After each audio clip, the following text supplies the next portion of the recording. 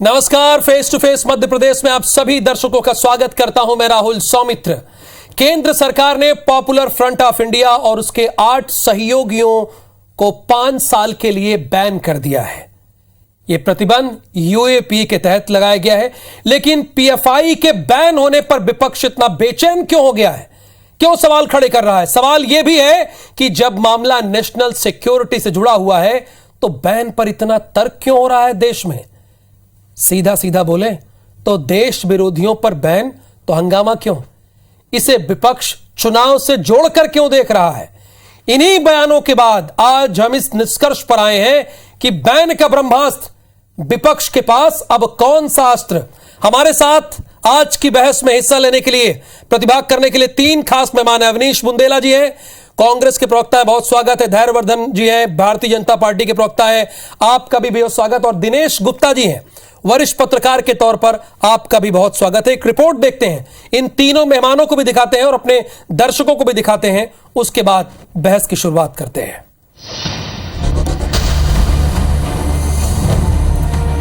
अगर कोई सबूत होए कि वो आतंकवादी संस्थाओं के साथ जुड़े हैं, आतंकवादी उनमें शामिल है, और अगर उन्होंने सबूत पाया है तो जरूर उस पर एक्शन लेना चाहिए। पीएफआई पर बैन को लेकर कांग्रेस के प्रदेश अध्यक्ष ने सवाल उठाते हुए सर्जिकल स्ट्राइक के सबूत भी मांगे हैं। कमलनाथ ने कहा है कि यदि कोई सबूत है तो वो आतंकवादी गतिविधियों में लिप्त है, आतंकवादी संस्थाओं से जुड़े हैं, तब पीएफआई हो या कोई भी संगठन हो, उन पर कड़ी से कड़ी कार्रवाई होनी चाहिए। आज आतंकवाद बड़े खतरे की बात है और आम जनता को तो सुरक्षा चाहिए। और यदि इतने वर्षों से पीएफआई की गतिविधियां चल रही थी तो ये आपका इंटेलिजेंस फेलियर है। आप इतने वर्षों से क्या कर रहे थे? ये कोई आज तो पैदा नहीं हुई। इसका रजिस्ट्रेशन कब से हुआ? यदि यह पहले से ही आतंकवादी संस्थाओं से जुड़ी हुई थी तो आप इतने वर्षों से कर क्या रहे थे? आज ये सवाल सबके सामने है। हालांकि कांग्रेस भले खुलकर ना बोले, लेकिन दबी जुबान ये जरूर बोल रही है कि पीएफआई को बैन करना सही फैसला है। ऐसे संगठन, चाहे पीएफआई हो या अन्य सांप्रदायिक संगठन हो, जो अपने अपने क्षेत्र में सांप्रदायिकता फैलाने के काम करते हैं, उनकी भी जांच होनी चाहिए और उन पर भी प्रतिबंध लगना चाहिए। जो इस तरह के काम करती होनी चाहिए बैन, लेकिन लेट है। ये सब चुनाव को देखते हुए, अभी गुजरात चुनाव, हिमाचल प्रदेश चुनाव, इन चुनावों को देखते हुए, क्योंकि सब जगह हालत खराब है। पीएफआई पर ताबड़तोड़ कार्रवाई के दौरान दिग्विजय सिंह ने संघ की तुलना पीएफआई से करके सियासी बवाल खड़ा कर दिया था, लेकिन अब जब पीएफआई पर बैन लग चुका है और कांग्रेस के दिग्गजों से संघ को लेकर सवाल पूछे जाने लगे हैं तो कांग्रेस गोलमोल जवाब दे रही है। अब कांग्रेस नेता ये कहने लगे हैं कि जो भी देश विरोधी काम करेगा उसके खिलाफ सरकार को सख्त कदम उठाना होगा। उधर कांग्रेस के आरोपों पर बीजेपी सरकार के गृह मंत्री नरोत्तम मिश्रा दावे से कह रहे हैं कि हाँ, मैं संघ का कार्यकर्ता हूँ। सांसद साध्वी ठाकुर ने भी कांग्रेस को बिना देरी किए जवाब दे दिया। जांच एजेंसियों पर दुर्भावनापूर्ण, दुराग्रह से आरोप लगाते थे, उनको अब समझना चाहिए कि वो कितने गलत थे। एनआईए जैसी संस्था जिसने देश के अंदर सर्जिकल स्ट्राइक करके एक ऐसे संगठन के चेहरे से नकाब उतारा है जो वास्तव में देश के लिए घातक था, समाज के लिए घातक था। पीएफआई पे जिस प्रकार से बैन लगाया गया है, जो बैन लगा है 5 वर्ष के लिए लगा है, ये हमेशा के लिए लग जाएगा। और अगर वो नहीं सुधरे तो, और इस प्रकार की गतिविधियां रही तो ये देश में, भारत में ये स्वीकार्य नहीं है। बहरहाल कुछ महीनों में गुजरात और हिमाचल प्रदेश में चुनाव होने हैं। अगले साल मध्य प्रदेश, छत्तीसगढ़ और राजस्थान में चुनाव होने हैं। ऐसे में कांग्रेस पीएफआई पर बैन का फैसला बीजेपी का पॉलिटिकल एजेंडा बता रही है। ओवैसी ने भी मोदी सरकार के इस फैसले का विरोध किया। जाहिर है एक बार फिर देश की सियासत में बड़ा ध्रुवीकरण देखने को मिलने वाला है। नवीन कुमार सिंह, IBC24, भोपाल। जब एनआईए ने कार्रवाई की और 106 लोगों को गिरफ्तार किया, विरोध तो तब भी हुआ। विपक्ष का काम है सवाल उठाना, सवाल उठा रही है, लेकिन सवाल यह है जबकि नेशनल सिक्योरिटी से मामला जुड़ा हुआ हो तो क्या राजनीतिक दलों को तब भी सवाल उठाना चाहिए? अवनीश बुंदेला जी, जो आज बैन लगा है, क्या आप उसका स्वागत करते हैं? देखिए राहुल जी, सबसे पहले तो एक बात स्पष्ट कर दूं कि कोई भी ऐसे संगठन जो देश विरोधी जो ताकतों के साथ हों, जो देश और समाज के लिए खतरा हो, जो कहीं ना कहीं आतंकवाद फैलाते हो, जो उनको फंडिंग करते हो, स्लीपर सेल का काम करते हो, उनको बैन होना चाहिए। हम मानते हैं कि अगर पीएफआई बैन हुआ है तो ये अच्छी बात है, और अगर उसका कनेक्शन कहीं ना कहीं देश विरोधी गतिविधियों से पाया गया तो बहुत अच्छी बात है कि आपने उसको बैन किया। और लेकिन मुझे आश्चर्य होता है कि भाजपा ये भ्रम क्यों फैलाती है कि हम खुश नहीं है, हम कहां विरोध कर रहे हैं। मैं आपको उसमें देख रहा था, देखिए दिग्विजय सिंह जी ने बात कही, देखिए हम वही कहते हैं कि कोई भी संगठन अगर समाज में अशांति फैलाता है तो उसको बैन करना चाहिए, अच्छी बात है। और देखिए जहां तक सबूत मांगने की बात है, आज भी ये बात वहीं की वही है कि पुलवामा ब्लास्ट के पहले वहां 350 किलो आरडीएक्स कैसे पहुंचा था राहुल भाई, ये ना तो आज तक आप, और वो 44 जो सैनिक शहीद हुए थे आज तक उनके घर वालों को न्याय नहीं मिला। उनको ये मालूम नहीं है कि वो 44 सैनिक बेचारे कैसे शहीद हुए, वो आरडीएक्स वहां कैसे पहुंचा, पहली बात। और सबसे बड़ी बात, हम तो एक बात कहते हैं ना राहुल जी, कि आपने इसमें इतनी देर क्यों की, आपने पीएफआई को, हम तो कह रहे हैं आपको बिल्कुल, ये जब से 2012-13 से इसकी गतिविधियां 13-14 से इसकी देश में शुरू हुई हैं, आपकी मध्य प्रदेश में आपकी सरकार है, पिछले कई सालों से केंद्र में भी आप काबिज हो, आपने पहले बैन क्यों नहीं किया। और अच्छी बात है जो 18 में आपकी भी सरकार तो थी, आपने कोई एक्शन लिया था क्या जी? 18 में तो आपकी भी सरकार थी, 15 महीने के लिए कोई एक्शन लिया था क्या आपने? राहुल जी थोड़ा सा मुझे लगता है, मुझे आपसे इस मामले में हल्का सा मुझे अपडेट करना पड़ेगा, ये किसने बैन किया पीएफआई को, कि राज्य सरकार ने किया, केंद्र सरकार ने किया, मुझे बताएं।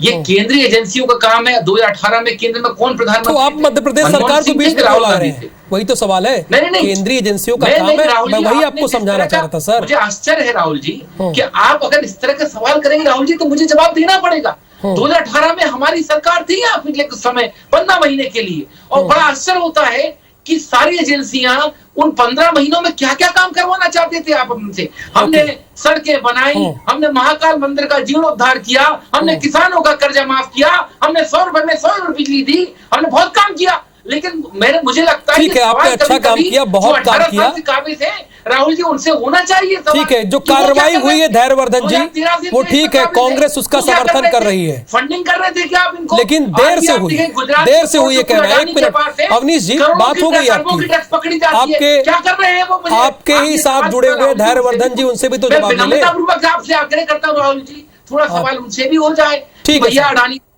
ठीक है धैर्यवर्धन जी।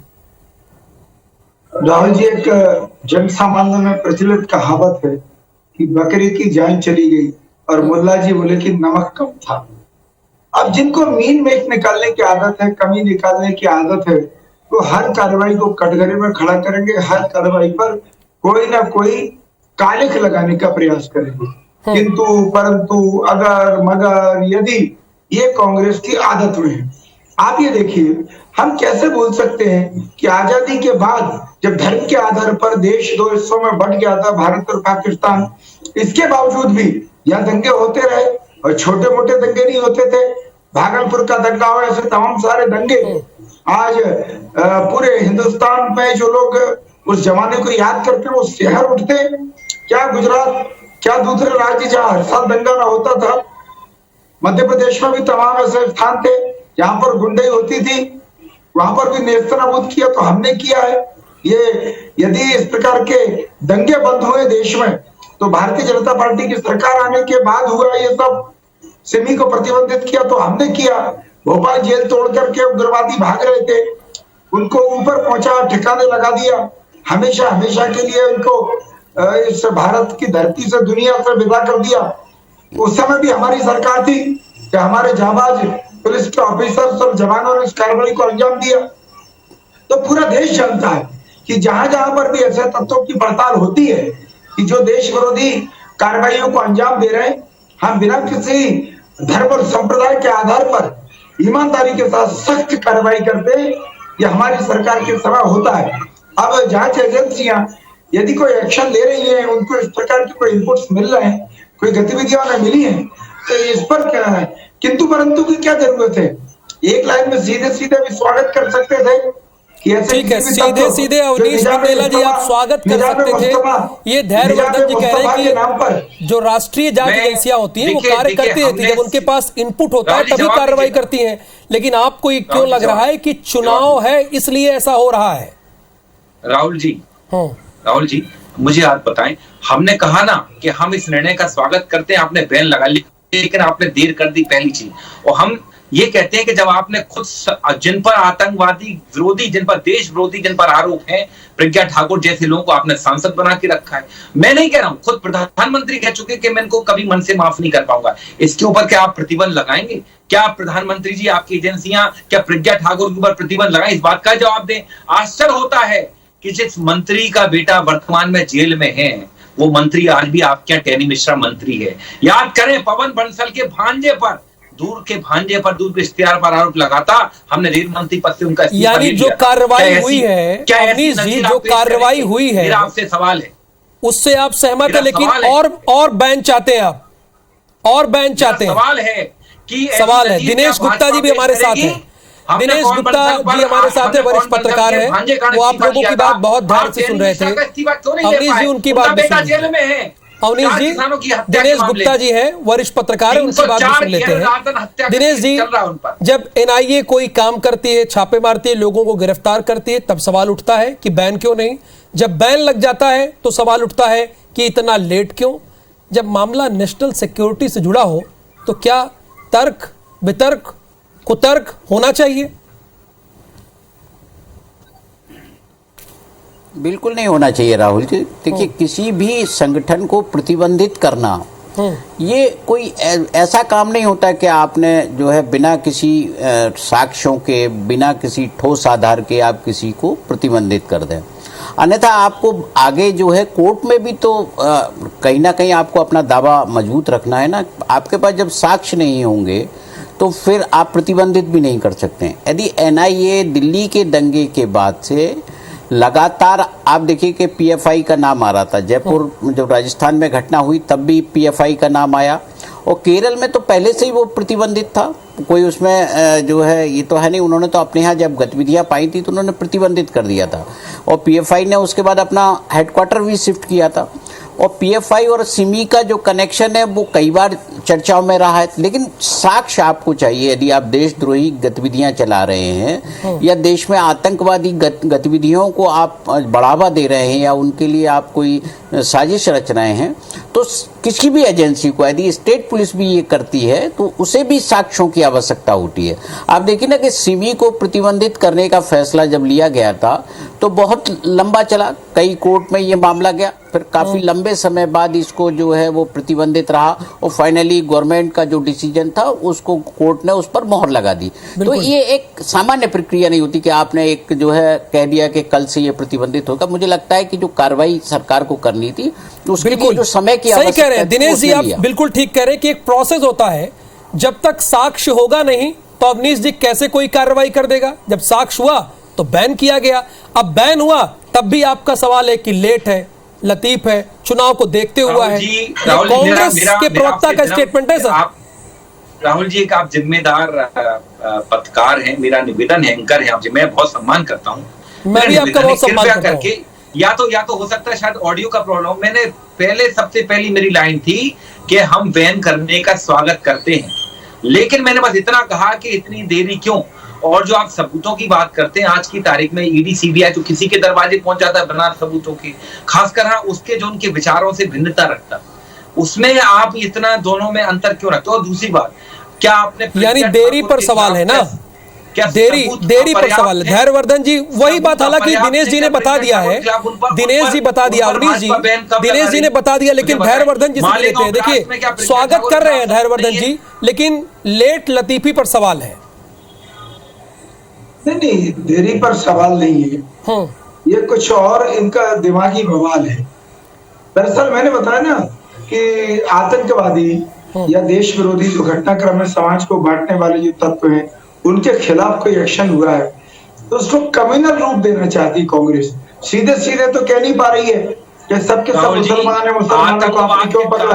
तो घुमा फिरा करके कांग्रेस पार्टी वैसा ही एक्शन ले, जिसने महात्मा गांधी को मारा, राजीव गांधी जी। तो क्या कम्युनल रूप देना चाहती है? ये ब्रेक के बाद अवनीश बुंदेला जी सवाल लेंगे, चूंकि धैर्यवर्धन जी ने यहाँ पर सवाल पूछा है। ब्रेक के बाद लेंगे सवाल इसी का। तो आप देख रहे हैं face to face Madhya Pradesh, हमारे साथ तमाम खास मेहमान हैं, अवनीश बुंदेला जी भी हैं। अवनीश बुंदेला जी, आप कुछ कहना चाह रहे थे, अपना जवाब दीजिए। सर मैं इतना निवेदन कर रहा था, देखिए इसमें कहीं कोई कंफ्यूजन पैदा नहीं किया जाए, क्योंकि ये देश की सुरक्षा का मामला है। और मैं तो ये कहता हूं कि जब जब देश की सुरक्षा की बात आई तो आप देख लें कांग्रेस पार्टी सदैव सरकार के साथ खड़ी रही। हमें इससे मतलब नहीं रहता कि किसकी सरकार है, हम उस समय ये मान के चलते हैं कि जो भी प्रधानमंत्री है या जो भी एनआईए हैं या जो भी राष्ट्रीय सुरक्षा कानून तो है या जो भी केंद्रीय मंत्री हैं, ये किसने कहा कि चुनाव को देखते हुए फैसला लिया गया? ये किसने कहा कि अब आरएसएस पर भी प्रतिबंध लगना चाहिए? देखिए ये तो आप ही के दल के लोगों ने कहा ना। देखिए आरएसएस तो जनता आपसे सवाल पूछेगी। आरएसएस की गतिविधियां सदैव संदिग्ध रही। मुझे आप बताइए, वही आरएसएस है जिस पर पहले 3 बार प्रतिबंध लगाया। सबसे पहले प्रतिबंध सरदार वल्लभ भाई पटेल ने उस समय लगाया जब हत्या हुई थी महात्मा गांधी की। 3 बार बैन लगा ना, गॉडसे के तो एक आध घटना बता दीजिए। देखिए आरएसएस के एक आध घटना बता दीजिए अवनीश जी। 3 बार बैन लगा ना, प्रमाण बता दीजिए। बहाल भी तो हुआ भैया। तो एक बात मुझे बताएं, जिस पर ये सवाल ही हुआ, अगर मुझे बताएं अवनीश जी, ये सवाल हुआ। मैंने कहा कि विपक्ष सवाल उठाए, उसका हक है, पर नेशनल सिक्योरिटी से जब मामला जुड़ा हो तब भी उठाए। आपका नाम लिखा है, कानून में कुछ होता है ना राहुल जी। अगर आप ही सवाल पूछेंगे तो मैं क्या बोलूंगा राहुल जी, आप ही पूछेंगे।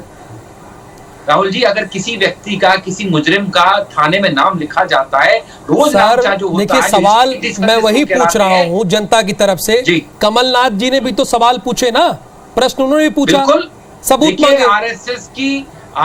वही आपसे पूछा जा रहा है, आप कांग्रेस के प्रवक्ता हैं सर। आरएसएस की गतिविधियां सदैव संदिग्ध रही हैं और हम तो स्पष्ट कहते हैं, आप गॉडसे के साथ जब खड़े थे तो क्या गॉडसे आतंकवादी नहीं है? आजाद भारत का सबसे पहला आतंकवादी नाथूराम गॉडसे है और धैर्यवर्धन जी के पुजारी है। धैर्यवर्धन जी, तो हम तो कहेंगे कि आप आतंकवाद के साथ हो, इसलिए हम तो स्पष्ट कहेंगे, हम तो पीएफआई आरएसएस को साथ में खड़ा करेंगे। अगर किसी के पेट में दर्द होता तो हो। ठाकुर क्या आतंकवाद का आरोप नहीं है? उनकी बात पूरी तो हुई, जवाब दे। अब जवाब सुनिए। नाथूराम गॉडसे भारतीय जनता पार्टी के जनसंघ के प्राथमिक सदस्य नहीं थे। नाथूराम गॉडसे से हमारा कोई लेना देना भी नहीं है। और रही बात आप कह रहे हैं आतंकवादियों की, तो हिंदुस्तान में कितने केशधारी सिखों की हत्या करवाई है, ये पूरा हिंदुस्तान जानता है। पूरा हिंदुस्तान जानता है कि आपने आतंकवादियों को पल्लवित किया, पोषित किया, आश्रय दिया, प्रश्रय दिया। इसलिए कश्मीर में लगातार इतनी आतंकवादी घटना होती रही और कश्मीर एक नासूर बनकर के रह गया था। आपके ही रीति नीति का परिणाम है कि हर वर्ष बम विस्फोट होते थे हिंदुस्तान में, जगह जगह बड़े बड़े दंगे होते थे। वापस कश्मीर में उन आपके कारनामों का परिणाम है। बल्कि आपने तो 1989 में गाड़ियां भर भर के उनको कश्मीर से बाहर भगाया है। आप जिम्मेदार हैं धैर्यवर्धन जी, उसके लिए आपकी पार्टी जिम्मेदार है। मेरी बात का जवाब दे धैर्यवर्धन जी, इस बात का जवाब जी। पूरा देश जानता है, कश्मीर फाइल बना के पूरा देश जानता है। कश्मीरी मैं आपकी बात का जवाब दे रहा हूं, खदेड़े गए। मैं आपकी बात का जवाब दे रहा हूं। पूरा हिंदुस्तान जानता है कि आतंकवाद को लेकर के जीरो टॉलरेंस मुझे बताएं, पॉलिसी अगर कोई अपनाता तो भारतीय जनता पार्टी से खदेड़े गए किसकी सरकार थी?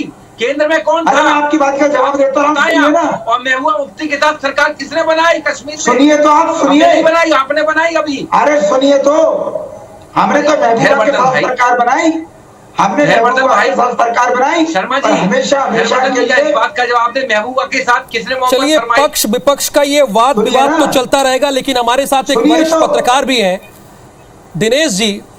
जब इस तरह की कोई कार्रवाई की जाती है तो इतना हंगामा देश में क्यों होता है, उसके क्या मायने, जरा बताइए। फाइनल स्टेटमेंट सर आपका।